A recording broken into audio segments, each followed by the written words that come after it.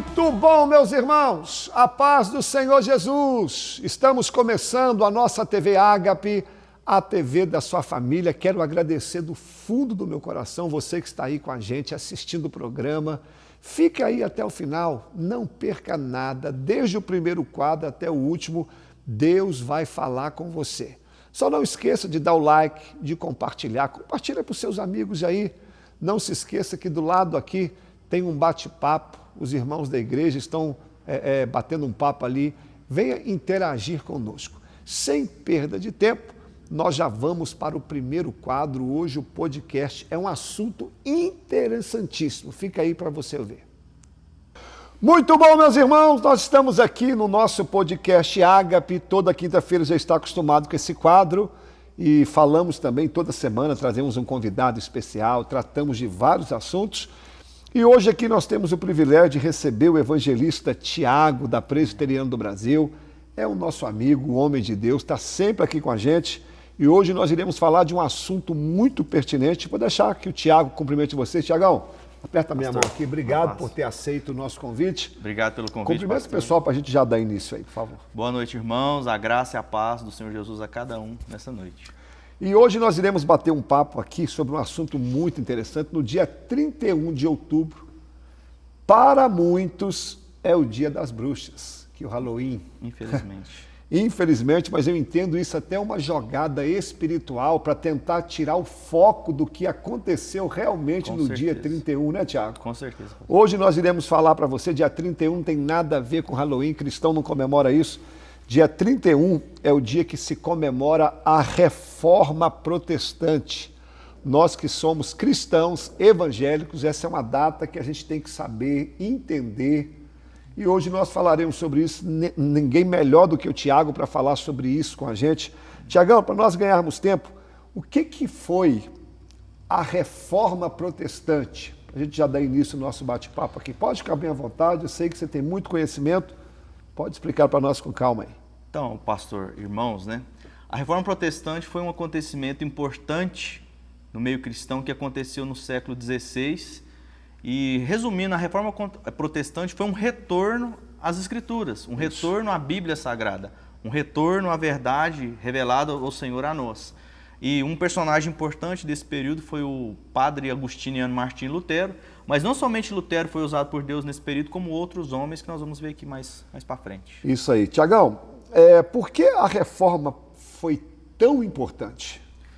Então, a reforma, pastor, uma pergunta até muito importante a gente entender, porque fica a pergunta, por que teve que ter reforma, né? Isso. Reformar o quê? A gente reforma algo que às vezes está precisando ser reformado, está estragado, né?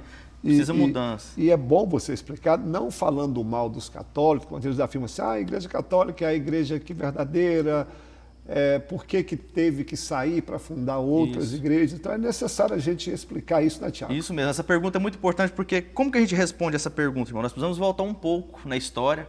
Nós vamos voltar lá no primeiro século, que a gente chama como era apostólica, né, com os apóstolos. Nós vamos ver nos evangelhos, os 4 evangelhos, Mateus, Marcos, Lucas e João, a vida de Jesus, sua morte, sua ressurreição, e ali ele deixa os seus discípulos. Então, o primeiro século a gente chama, né, no meio histórico, como era apostólica, onde Jesus deixa os seus apóstolos, na missão, né, a grande comissão, ir por todo mundo, prega o evangelho a toda criatura. Então, os apóstolos pregam para o mundo inteiro da época o evangelho.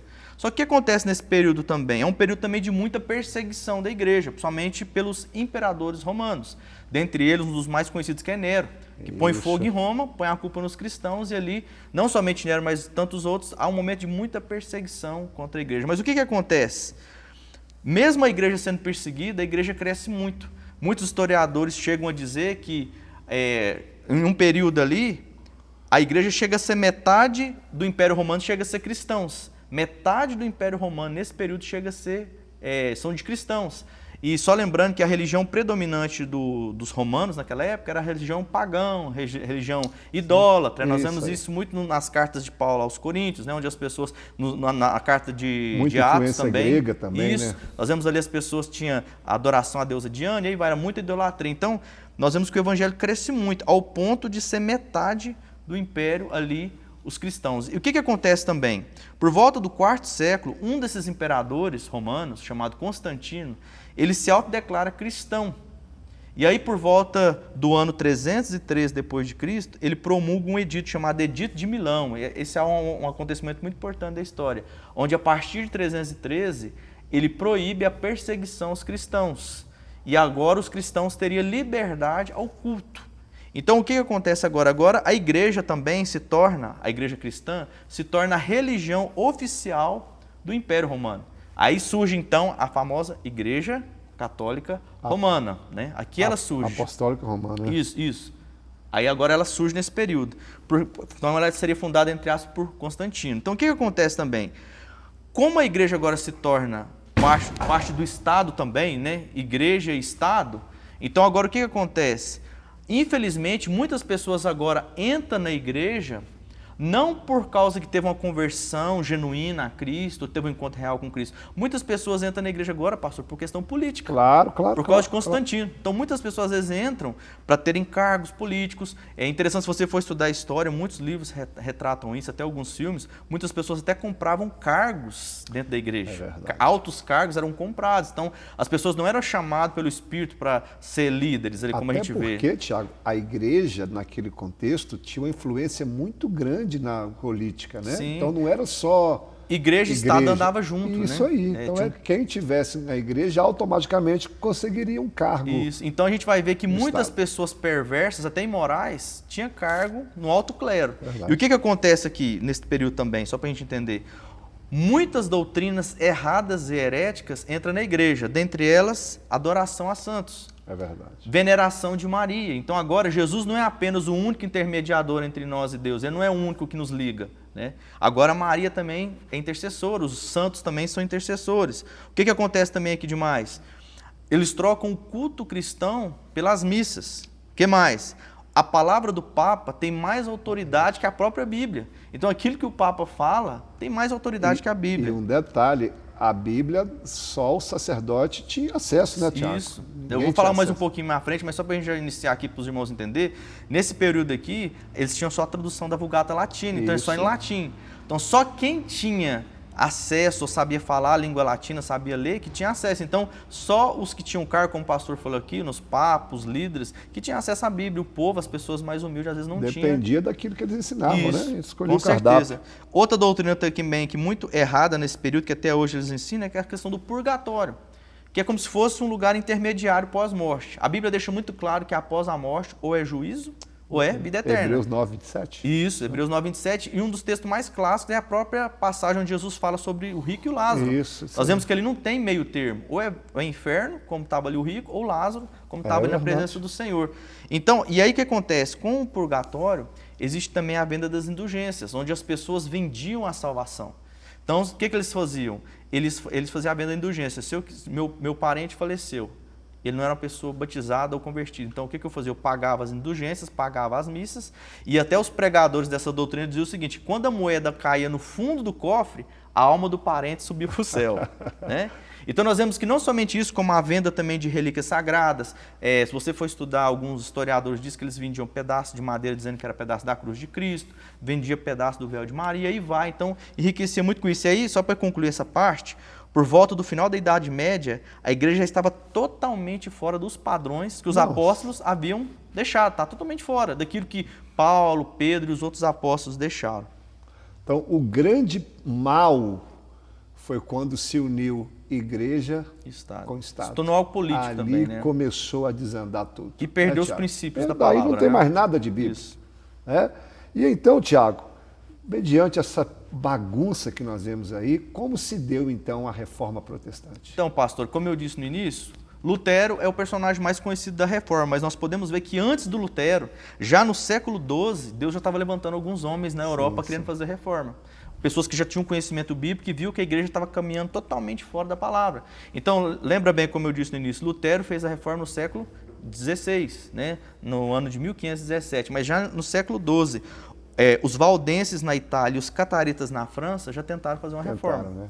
Depois nós vamos ver também que John Wycliffe, na Inglaterra, ele chegou a traduzir toda a Bíblia para a língua inglesa e tentou fazer uma reforma. John Hus na Boêmia e Jerônimo de Savonarola na Itália. Mas o que aconteceu com esses homens? Todos eles foram queimados em praça pública. Isso que eu te falo, todo aquele que se levantasse contra a igreja era morto. E por que era queimado em praça pública, pastor? Para servir de exemplo. Para que outros não tentassem calar também. A boca. Isso, né? E aí o que acontece? Agora já no século XVI, entrando na história de Lutero, só para a gente entender quem que era Lutero. Lutero era um padre, irmãos, né? E Lutero era uma pessoa muito com um currículo muito requisitado, porque ele era doutor em teologia, doutor em filosofia e doutor em artes. Então, o que aconteceu? Lutero, como ele era professor, né, doutor em teologia e professor de teologia, ele tinha acesso a toda a Bíblia. E ele começou a ver todas as coisas erradas que havia. E, em especial, uma carta que eu sei que o senhor gosta, que é Romanos. Né? O senhor até deu um estudo aqui sobre Romanos. Ele, estudando a carta de Romanos, ele começou a ver que estava totalmente fora. E alguns textos, até quero ler aqui alguns textos que ressaltaram, até o texto da Reforma, Romanos 1,17, onde diz: visto que a justiça de Deus se revela no Evangelho de fé em fé, como está escrito, o justo viverá pela fé. Né? E um outro texto também aqui, clássico, que denota bem aqui, é o de Romanos 5, 1 e 2, que diz assim: justificados, pois, mediante a fé, temos paz com Deus por meio de nosso Senhor Jesus Cristo, por intermédio de quem obtivemos igualmente acesso pela fé a esta graça, da qual estamos firmes e gloriamos-nos na esperança da glória de Deus. Então, Lutero ele começa a entender em toda a Bíblia, em especial na carta aos Romanos, que a salvação é pela fé. E é pela graça, ela não pode ser comprada nem por dinheiro de indulgências, nem por penitências, é pela graça, não é algo merecido, né, que é o significado da palavra graça. Então, o que Lutero faz? No dia 31 de outubro de 1517, Lutero, aproveitando as vésperas do feriado de Todos os Santos, que para nós aqui é o Finados, né? Sim. Ele aproveitando que a maioria das pessoas viriam para a igreja naquela data, né? Porque teria as missas ali da celebração, ele vai para a igreja de Wittenberg, na Alemanha, e ele prega ali na porta da igreja 95 teses. O que eram essas 95 teses? 95 coisas erradas, doutrinas erradas que havia na igreja naquele período. Eu citei algumas aqui no início, mas tinha 95 que ele viu. E uma das coisas também que foi o estupim para Lutero foi que ele visitou o Vaticano. E ele viu todas as coisas erradas, os extremos naquele período, né? E então o que acontece? Depois que ele faz isso, ele, como diz, ele cutuca o formigueiro, né? E aí as pessoas começam a entender, porque nem todos tinham acesso à Bíblia, e as pessoas começam a entender, não, então isso está errado, isso aqui também está errado. Começa a questionar, né? Começa a questionar. O conhecimento vem à tona. O que acontece? A Igreja Católica chama ele para ele se retratar. Lutero não se retrata. O que ele diz? Eu não posso ir contra a Bíblia e nem contra a minha consciência. A partir daquele momento ele começa a ser perseguido pela igreja, ele é excomungado pela igreja e ele foge para o castelo de Wartburg, na Alemanha, onde ele fica ali refugiado por alguns anos e traduz toda a Bíblia para o alemão. Então, olha que interessante, o que Lutero faz? Ele quer trazer agora a Bíblia para a língua do povo dele, lembrando que só tinha tradução em latim, né? Sim. E uma coisa também muito importante, pastor, que acontece nesse período, que algumas décadas antes, Gutenberg cria a imprensa, que foi algo que eu acredito pela graça de Deus, né? Deus já fez com divulgar, tudo né? Isso, para divulgar a Bíblia, porque enquanto antigamente eles só tinham os pergaminhos nos rolos, né? Por exemplo, só para os irmãos entenderem, um pergaminho, se o pastor Wallace tivesse uma cópia de Mateus, para me ter essa cópia, eu precisava pagar um copista, então demorava meses ali para ele tirar, para fazer aquela cópia. Agora com a imprensa, em 1 hora conseguiria imprimir muitas páginas, né? E aí agora todo mundo tinha acesso à Bíblia, desde as pessoas com a condição melhor, como as pessoas com a condição menor. Tiagão, já caminhando para o fim, quais foram as ideias, então, e doutrinas centrais da Reforma Protestante, para a gente entender também? Então, pastor, se a gente for para pensar, a Reforma é um retorno a toda a Bíblia. É verdade. Né? Toda a Bíblia, de Gênesis a Apocalipse. Mas há 5 pontos importantes da Reforma que ficou muito bem cravado na história, que são chamadas 5 solas, que ficou dizendo sola fide, sola scriptura, solus Christus, sola gratia e solo deo gloria. São palavras latinas, né? Aí, quando você for traduzir... Então, a palavra sola significa somente. Então, sola fide, somente a fé. Então, o que salva é somente a fé. Não é dogmas, não é o que eu acho, é a fé em Jesus Cristo. Segundo, sola escritura, que significa somente as escrituras. Ou seja, os reformadores deixavam bem claro que só a escritura é base para a minha fé, para a minha conduta. O terceiro... Não é a tradição, como muitos dizem, muito é bem. A palavra, né? Isso. Solus Cristo, só Cristo. Não há salvação, não há outro santo. Não há santo, nem Maria, não há outro intercessor. A palavra do Senhor diz que não há outro mediador entre Deus e homens. Timóteo 2,5. Isso, só há um mediador. Como a palavra do Senhor deixa muito claro, né? 1 Timóteo, João 14,6 deixa claro, Jesus é o único caminho, né? É interessante que Jesus fala, eu não sou um dos caminhos, eu sou o singular, né? Eu sou o único, né? O quarto aqui, sola gratia, que somente pela graça que nós somos salvos. É um favor imerecido. E o último, só lhe deu glória, ou seja, só a Deus devemos dar glória. Meu Deus. Isaías 42,8 diz que Deus não divide a glória dele com ninguém, né? Meu Deus, que reforma maravilhosa. Tiago, para nós encerrarmos aqui, já concluindo, quais as lições que a reforma protestante nos traz para os dias de hoje?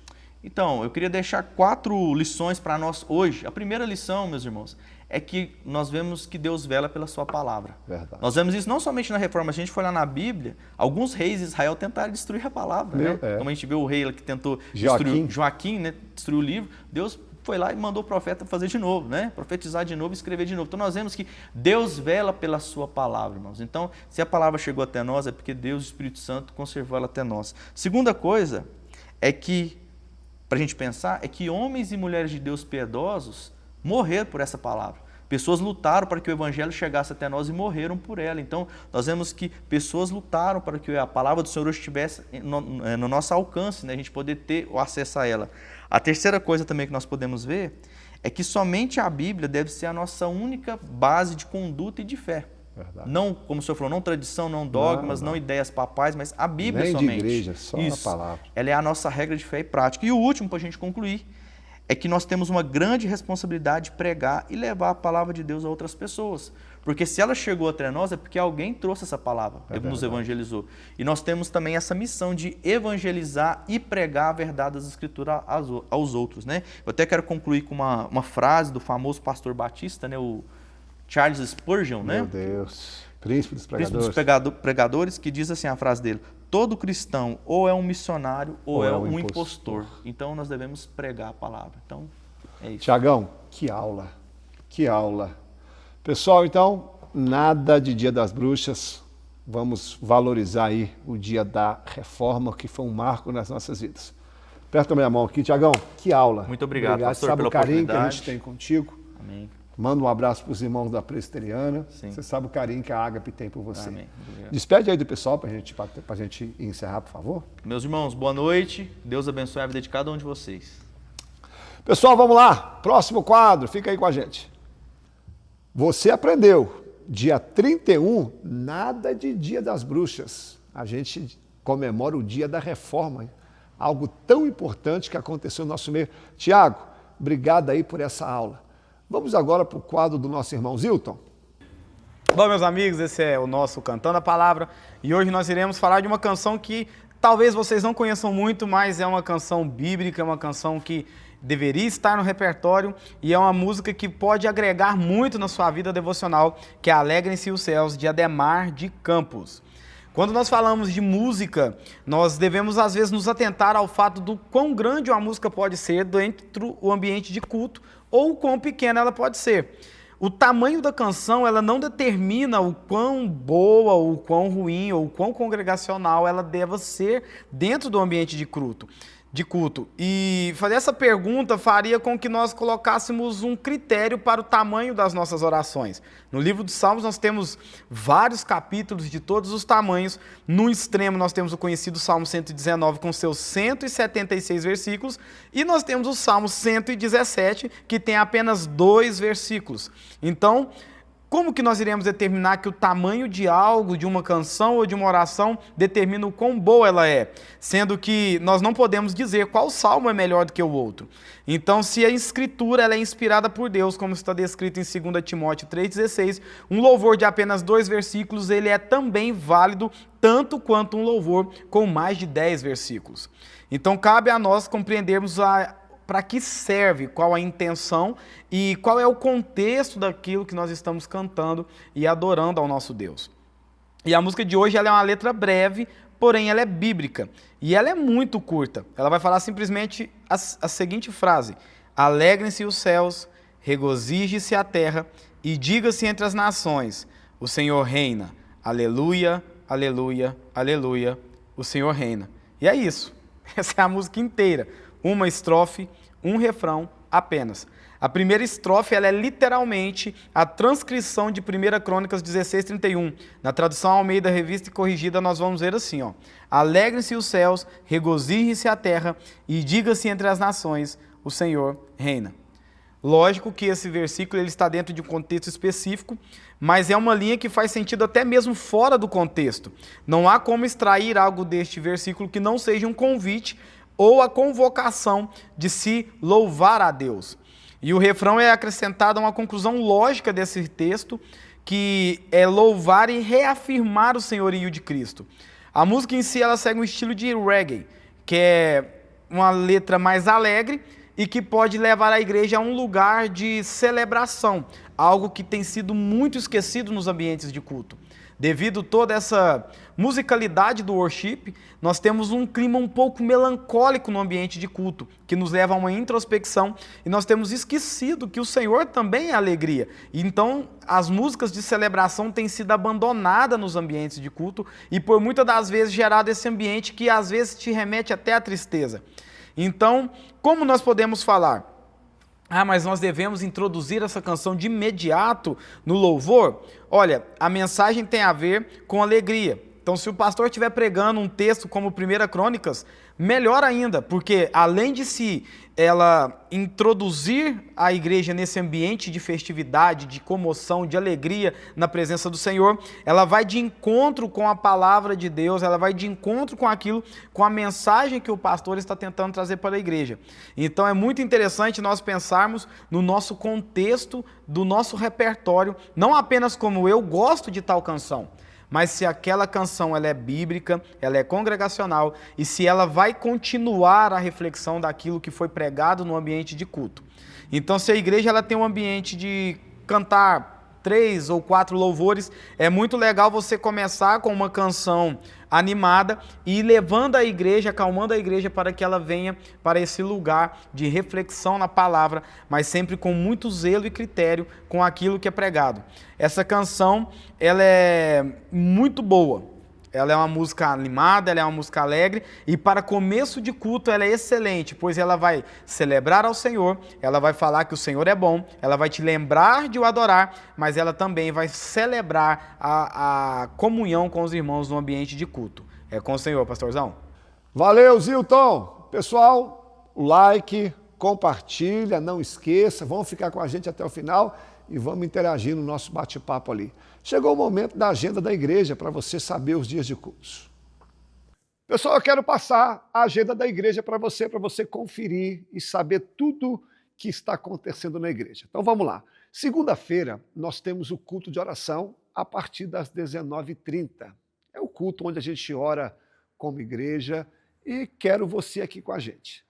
Toda terça e quinta nós temos culto nos lares. Nós temos uma equipe aqui muito boa, muito bem preparada para levar o evangelho até a sua casa. Quando você quiser um culto na sua casa ou na casa de alguém, nos procure que a gente agenda. Quarta-feira, culto da vitória. Esse culto é maravilhoso. Nós damos uma oportunidade para os pregadores e pregadoras da casa, que, por sinal, são excelentes. Nesse culto também tem um momento onde nós levantamos um clamor pelas causas impossíveis. Sexta-feira, culto da palavra.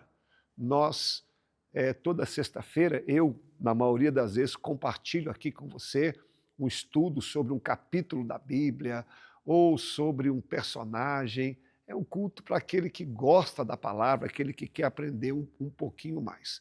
Na quinta-feira, nós estamos aqui, né, na TV Ágape às 21h. No sábado, nós temos o culto dos adolescentes, às 17h, onde nós ensinamos os nossos filhos desde cedo o caminho da igreja, como cultuar ao Senhor. E ainda no sábado, às 19h30, nós temos o culto dos jovens, o culto da mocidade, se reúne aqui todo sábado, faz uma festa, um grande culto ao Senhor. No domingo, nós temos às 9h a nossa EBD, a nossa escola bíblica, é onde nós separamos um tempo maior para o aprendizado do Evangelho, para você que gosta de Bíblia mesmo, todo domingo às 9h. E no domingo também nós fazemos a classe do batismo.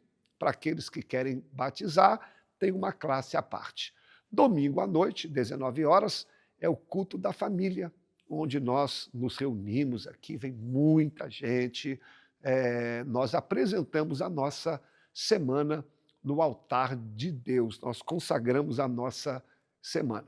Nós temos também um programa de rádio, às 14 horas, na Rádio Cultura FM, para você que mora aqui em Patrocínio, 104,9. E você que quer assistir pela internet é www.culturafmptc. E uma última coisa, nós temos aqui na igreja também vários ministérios, ministério de adolescente, das crianças, intercessão, mas eu quero falar de um especial, é o projeto social, para você que gosta de trabalhar nessa área. Tem uma equipe aqui que ajuda com alimentos, na época do frio junta as roupas, enfim, você que gosta também desse trabalho, vem aqui participar com a gente. Essa é a agenda da igreja, venha ajudar conosco. Juntos somos mais fortes. Beleza, agora vamos para o quadro da nossa irmã Adria. Adria, qual que é o texto de hoje? Olá, meus amigos, cumprimento vocês com a paz do Senhor. E hoje eu estou aqui para gravar mais um Conselho de Salomão. E hoje o Conselho de Salomão que eu tenho para você é sobre ficar calado. Vamos ver o que Provérbios 10, 19 nos ensina e depois nós vamos ler outros versículos esparramados nesse livro. A palavra fala assim: quem fala demais acaba pecando, quem é prudente fica de boca fechada. Pula lá para o capítulo 11, no versículo 12, e a palavra vai falar desse jeito. É falta de bom senso desprezar o próximo. A pessoa sensata permanece calada. Agora no capítulo 13, no versículo 3, que fala assim: quem controla a língua terá vida longa. Quem fala demais acaba se arruinando. E por fim, lá no capítulo 17, no versículo 28, esse aqui é muito conhecido entre nós, que fala assim: até o insensato passa por sábio quando fica calado, de boca fechada, até parece inteligente. Em outras versões fala assim: até o tolo se passa por sábio, né?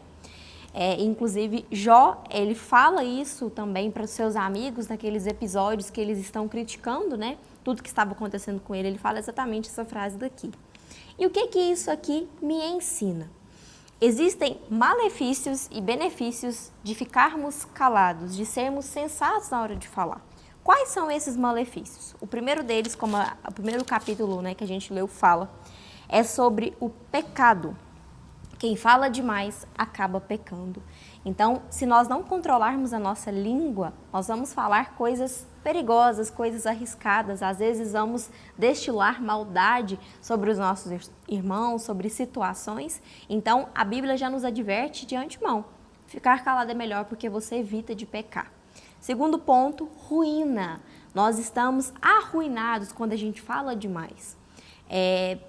Tem até um provérbio, né, assim, muito famoso, assim, muito conhecido, que fala: tem tudo para subir na vida, mas a boca não deixa. Então, que a gente fique mais atento, né, com aquilo que está saindo dos nossos lábios, porque a própria palavra fala que vai nos levar ao pecado e vai nos levar à ruína. Quem fala demais, tanto para bem, né, tanto assim, às vezes até bem intencionado ou mal intencionado, uma hora ou outra vai ser pego pela própria palavra que sai da boca. Mas, contudo, para aqueles que preferem ser sensatos e prudentes ao falar, existem benefícios que esses próprios versículos aqui trazem para as nossas vidas. O primeiro deles é a prudência. Você já conversou com uma pessoa prudente? Você já foi amigo de uma pessoa prudente? Uma pessoa que escolhe as palavras certas, uma pessoa que pensa antes de falar? Como nós somos felizes quando a gente convive com esse tipo de pessoa ou quando nós somos esse tipo de pessoa. Nós não ferimos as pessoas à toa, nós não falamos besteiras que depois, em outros momentos, a gente vai se arrepender. A gente é prudente. Então, o primeiro benefício de escolher bem as palavras, de ficar mais quieto, mais calado, é a prudência nas nossas vidas. Prudência é essa que vem do próprio Senhor. Segundo ponto, sensatez. A gente raciocina, nós viramos pessoas sensatas, pessoas que não vão falar aos ventos qualquer coisa, né? Pessoas que vão ser de fato sensatas. Terceiro ponto, vida longa, como o próprio provérbio falou aqui para nós. Por quê? A gente escolhe, a gente pensa, a gente vai ter uma vida mais longa, uma vida mais saudável, se a gente escolher aquilo que a gente fala. Olha que conselho valioso.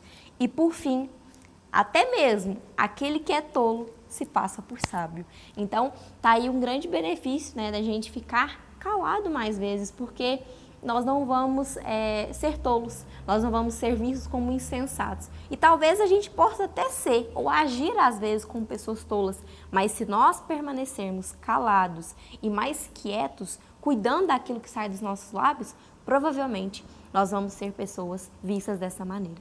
Então é isso. Espero que esse conselho tenha falado com você, que esse conselho venha edificar a sua vida e que nós venhamos a ser pessoas mais sensatas e prudentes ao falar. Nós precisamos de pessoas assim. Lembrando que, às vezes as pessoas se intitulam, sou sincera, sou verdadeira, mas na verdade elas só estão falando coisas insensatas. Existe uma grande diferença, né? Entre ser sincero, entre ser verdadeiro, do que ser uma pessoa insensata e tola ao falar. Vamos colocar a mão na consciência com aquilo que está saindo dos nossos lábios, porque isso vai definir o nosso destino, vai definir a nossa proximidade com Deus e vai definir as pessoas ao nosso redor, como elas vão nos enxergar. E é isso, espero que tenha falado com você. Até mais. Obrigado mesmo, texto muito bacana. Chegou o momento da palavra. Deus vai falar com você. Vamos ouvir a voz do Senhor. Meus irmãos, estamos quase encerrando essa mensagem sobre Davi em 1 Samuel capítulo 30. Para a gente ganhar tempo hoje, eu quero ler a partir do verso 3. Davi e os seus homens vieram à cidade e, vendo-a queimada, e suas mulheres, seus filhos e suas filhas foram levados cativos. E então Davi e o povo que se achava com ele ergueram a voz e choraram até não terem mais forças para chorar. Também as duas mulheres de Davi foram levadas cativas, Ainoã, a jezreelita, e Abigail, viúva de Nabal, o carmelita. Davi muito se angustiou, pois o povo falava em apedrejá-lo, porque todos estavam em amargura, cada um por causa de seus filhos e suas filhas. Porém, Davi se reanimou no Senhor seu Deus. Disse Davi a Abiatar, o sacerdote, filho de Aimeleque: traze-me aqui a estola sacerdotal. E Abiatar trouxe a Davi. E então consultou Davi ao Senhor, dizendo: perseguirei eu o bando? Alcançá-lo-ei? Respondeu-lhe o Senhor: persegue-o, porque de fato o alcançarás e tudo libertarás. Partiu, pois, Davi, ele e os 600 homens que com ele se achavam, e chegaram ao ribeiro de Besor, onde os retardatários ficavam. Davi, porém, e 400 homens continuaram a perseguição, pois 200 ficaram atrás, por não poderem, de cansados que estavam, passar o ribeiro de Besor. E eles acharam no campo um homem egípcio, e o trouxeram a Davi, deram-lhe pão e comeu, e deram de beber água. Deram-lhe também um pedaço de pasta de figos secos, 2 cachos de passas, e comeu. Recobrou então o alento, pois havia 3 dias e 3 noites que ele não comia pão nem bebia água. E então perguntou Davi: de quem és tu? De onde vens? Respondeu o moço: eu sou servo de um amalequita, o meu senhor me deixou aqui porque adoecia há 3 dias. Nós demos com ímpeto contra o lado sul dos queretitas, do território de Judá, e colocamos fogo em Ziclague.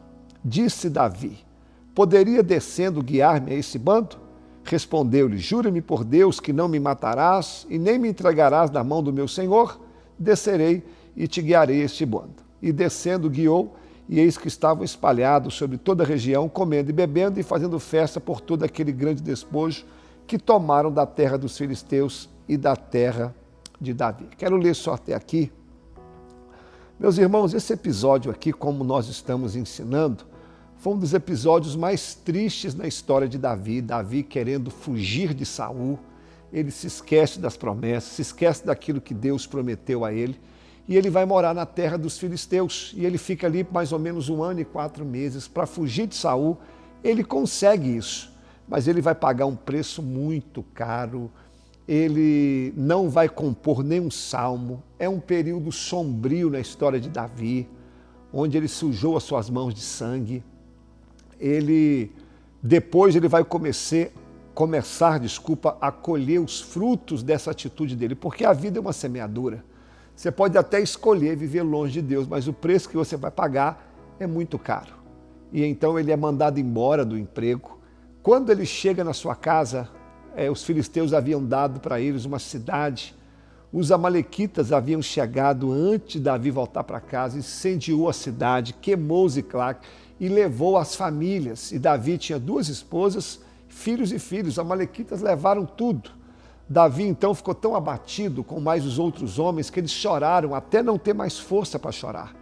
E um homem para chorar é porque a situação está feia, irmãos, para a gente ver a angústia que Davi estava vivendo. E aqueles homens, os guardas, colocaram a culpa em Davi, porque Davi era o líder. Na cabeça deles, por que Davi vai para uma guerra e deixa a casa desguarnecida? E eles queriam apedrejar Davi. Davi então se reanima no Senhor. Ele busca força em Deus. Esse é o segredo. Quando tudo parecer contrário, Deus é a sua força. Quando você não vê saída, Deus é a tua saída. Esse ato de Davi se reanimar em Deus, ele está nos ensinando. Pode tudo parecer perdido, mas Deus pode mudar o quadro.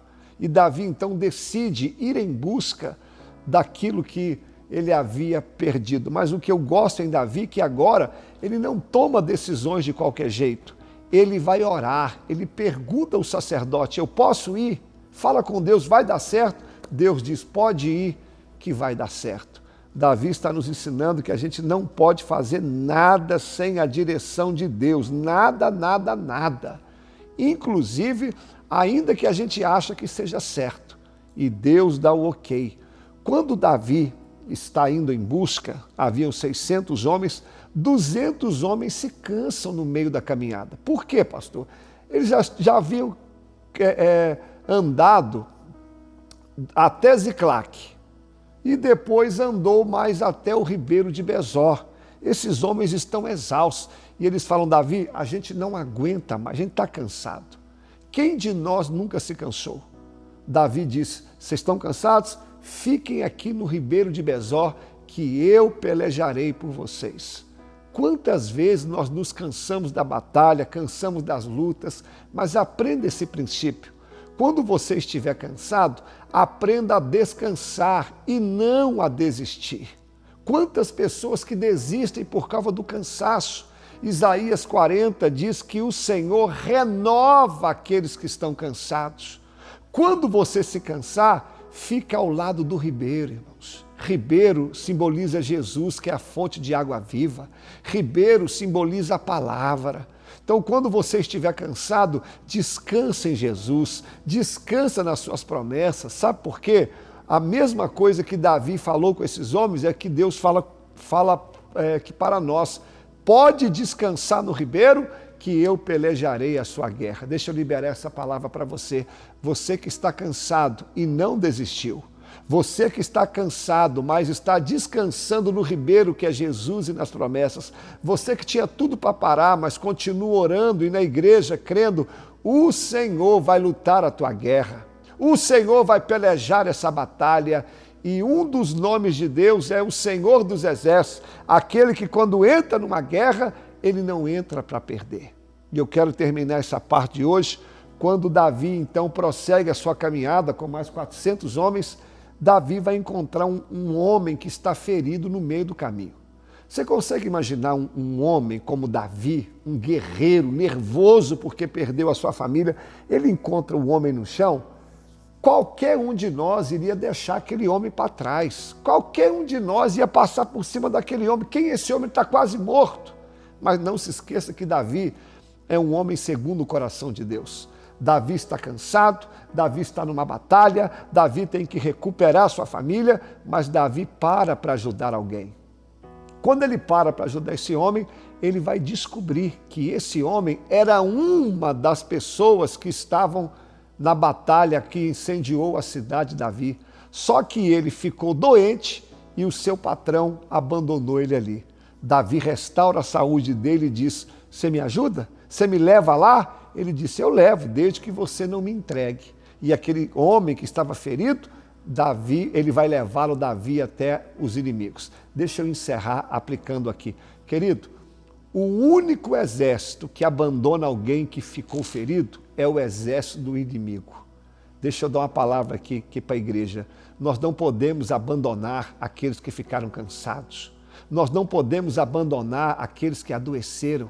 A igreja não pode deixar ninguém para trás. Quem faz isso é o inimigo. O segundo princípio que eu aprendo aqui, por mais difícil que seja a sua guerra, por mais complicado que você esteja, a gente sempre pode parar para ajudar alguém. A gente sempre pode parar para ajudar outra pessoa. Hoje nós estamos vivendo um evangelho tão egocêntrico, que a gente se preocupa tanto com as nossas lutas e se esquece de ajudar alguém. Se você que me ouve aí, se você parar um pouquinho, você vai ver que ao teu lado, na tua casa, na tua família, na tua igreja, tem pessoas enfrentando batalhas. Por que você não para a sua guerra um pouquinho para ajudar alguém? Isso se chama evangelho. Quantas vezes eu subi nesse altar para pregar, desculpa, e eu enfrentando batalhas terríveis.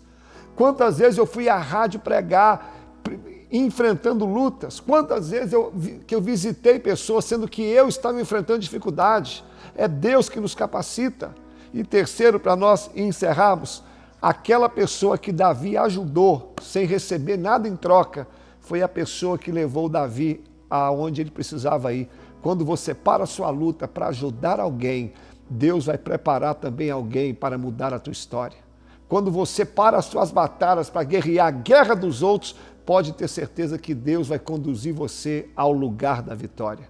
Então, para nós encerrarmos, para a tua batalha hoje, vai ajudar alguém. Para a tua guerra um pouquinho, vai consolar alguém, porque ao ajudar alguém, Deus vai arranjar uma forma para que as suas batalhas também sejam vencidas.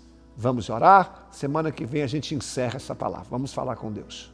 Vamos orar. Senhor, eu quero apresentar a cada pessoa que ouviu essa palavra. Hoje nós aprendemos com Davi que por mais ferrenha que seja a nossa guerra, a gente sempre pode parar para ajudar alguém. A gente não pode deixar ninguém para trás. O único exército que abandona os feridos é o inimigo, mas nós não vamos fazer isso. Nós vamos socorrer, ajudar aqueles que estão machucados. E hoje eu aprendi também com Davi, que por mais difícil que seja a minha guerra, eu posso ajudar alguém. Quando eu paro a minha guerra para ajudar alguém, o Senhor prepara uma forma também de me conduzir ao triunfo. Vá de encontro a este homem, essa mulher que ouviu essa palavra.